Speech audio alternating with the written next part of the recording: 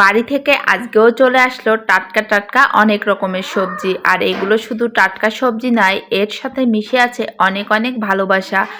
এখানে প্রথমে 2 রকমের বরবটি ছিম ছিল, লাল আর সবুজ। আর এখন দেখাচ্ছিলাম কলমি শাক। কলমি শাকগুলো যে এত ভালো, আমার তো দেখেই মন চাচ্ছে যে একটু তরকারি রান্না করে কখন খাবো আর কি। যখন খাবো অবশ্যই তোমাদেরকে দেখাবো।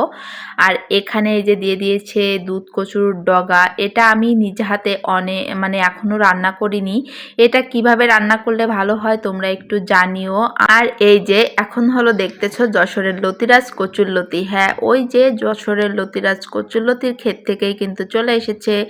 আর এই যে এতক্ষণ যে দুধ কচুর ডগা দেখলে সেটারই পাতায় যে এখানে দিয়ে দিয়েছে। অলরেডি এটা খাওয়াও আজকে হয়ে গেছে।